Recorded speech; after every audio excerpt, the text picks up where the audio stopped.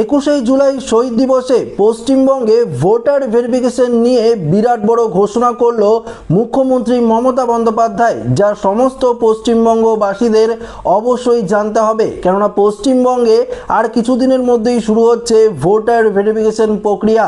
তো বন্ধুরা, মুখ্যমন্ত্রী মমতা বন্দ্যোপাধ্যায় এই বিষয়ে কি জানিয়েছে সমস্ত কিছু আপনাদেরকে এই ভিডিওটিতে একদম লাইভ আপডেটে জানিয়ে দেব। তো অবশ্যই ভিডিওটিতে আপনারা প্রত্যেকেই প্রথম থেকেই শেষ পর্যন্ত সঙ্গে থাকবেন। আর এবার ইলেকশনের আগে এই দেখুন প্রথম সার্কুলার গভর্নমেন্ট অফ ইন্ডিয়ার, এটা আমাদের রাজ্যে পাঠায়নি, বিজেপি রাজ্যগুলোকে পাঠিয়েছে যে 101 মাসের জন্য যাকেই সন্দেহ হবে 1 মাস জেলে আটকে রাখতে পারবে, ডিটেনশন ক্যাম্প করে এবং হোল্ডিং ক্যাম্প করে।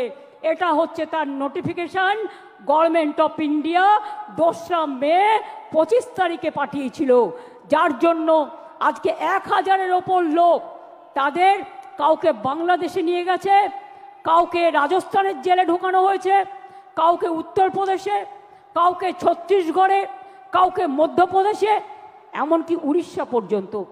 আমি বলি বিজেপির নেতৃবৃন্দকে, মনে রাখবেন এটা তো আমি দেখালাম 2002-এর, তাছাড়াও আর একটা চিঠি আমাদের কাছে এসছে, সেটা হচ্ছে আপনার জুলাই মাসে পাঠিয়েছে procedure for deportation of illegal Bangladeshi nationals Rohingya, এটা তো পাঠিয়েছে, প্লাস আবার একটা পাঠিয়েছে আমাদের কাছে লেটেস্ট যেটা পাঠিয়েছে, ওরা সেন্ট্রাল ফোর্স থেকে আমাদের বলছে একটা নোডাল অফিসার তৈরি করতে, যারা কিনা গিয়ে ওখানে মানুষকে বাদ দেবে, ভোটার লিস্ট থেকে বাদ দেবে, বাংলার পরিচয় থেকে বাদ দেবে, বাংলার অস্তিত্ব থেকে বাদ দেবে।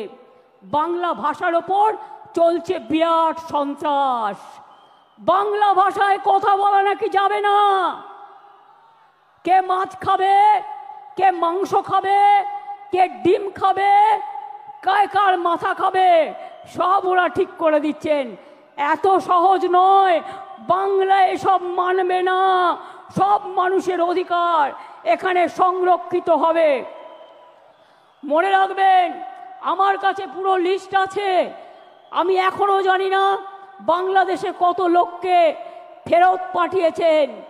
এই দেখুন লিখছে all state government UT administration shall set up adequate holding center in each district under the police of state UT to detain illegal immigrants from Bangladesh, Myanmar.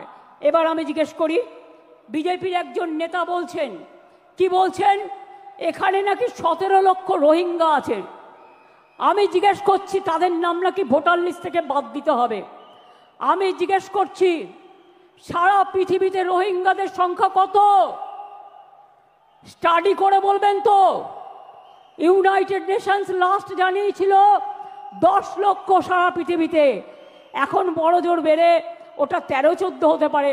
তো আপনি 17 লক্ষ রোহিঙ্গা পেলেন কোথায়? আর তারা তো মায়ানমারের লোক, সবাই রোহিঙ্গা।